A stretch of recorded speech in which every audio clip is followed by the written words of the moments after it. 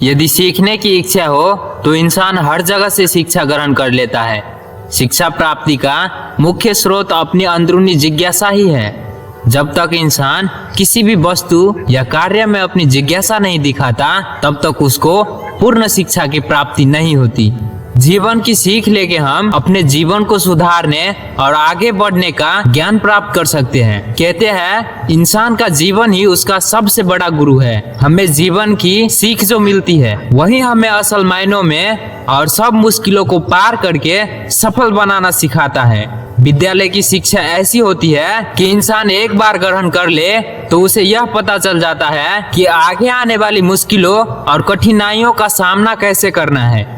विद्यालय में पास होकर हम हमेशा ऊपर की कक्षा में जाते हैं, लेकिन जिंदगी के ऐसा विद्यालय है जहां हम अपनी एक गलती के कारण फिर वही पहुंच जाते हैं जहां से हमने शुरुआत की होती है। उदाहरण के लिए एक व्यापारी की कथा सुनिए, जिससे आपको जीवन की सीख जरूर मिलेगी। अगर आप हमारे चैनल पर पहली बार आए हैं तो चैनल को सब्सक्राइब करके वीडियो को लाइक जरूर कीजिएगा। चलिए कहानी को शुरू करते हैं। एक व्यापारी था जिसने अपने व्यवसाय का शुरू किया था, तब उसके पास कुछ भी नहीं था और अपनी मेहनत और बुद्धि के कारण जल्द ही उसने बहुत पैसे कमाए और अपने शहर का सबसे प्रसिद्ध व्यापारी बन गया। जब उसके अंदर घमंड ने प्रवेश कर लिया, जहां पहले वो सभी से बड़ी विनम्रता के साथ बात करता था, अब उसकी हर बातों में औकात होती है। यह सब देखते हुए जो जमीर वाले व्यापारी थे, उन्होंने उस व्यापारी के साथ व्यापार करना बंद कर दिया। जो बचे हुए व्यापारी अब भी व्यापार करते थे, वह अव्वल दर्जे की चापलूसी थे।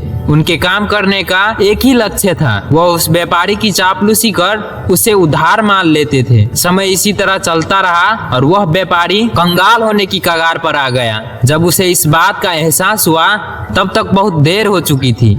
वह इतना गरीब हो चुका था जितना कि वह व्यापार शुरू करते समय भी नहीं था। उसके सामने जिंदगी का वह परिस्थिति था जहां उसे सब कुछ शून्य से आरंभ करना था। उसकी जगह और कोई होता तो शायद अपना हिम्मत हार जाता, परंतु वह व्यापारी ने फिर से एक बार तैयार हुआ अपना वह साम्राज्य बनाने को जो वह खो चुका था। सबसे पहले उसने अपने कर्जदारों से किसी तरह पैसा निकलवाए, फिर छोटे छोटे स्तर पर अपना व्यापार जल्दी ही शुरू किया।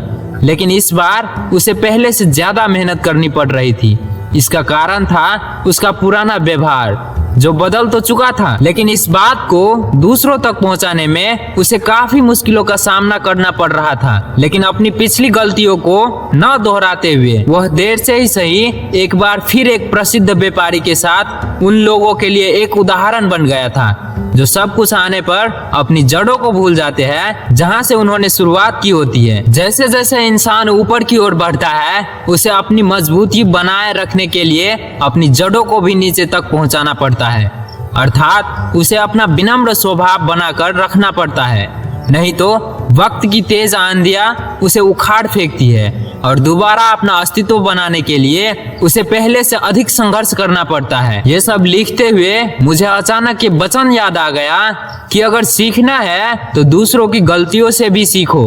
स्वयं गलतियां करके सीखने के लिए आपकी उम्र कम पड़ जाएगी।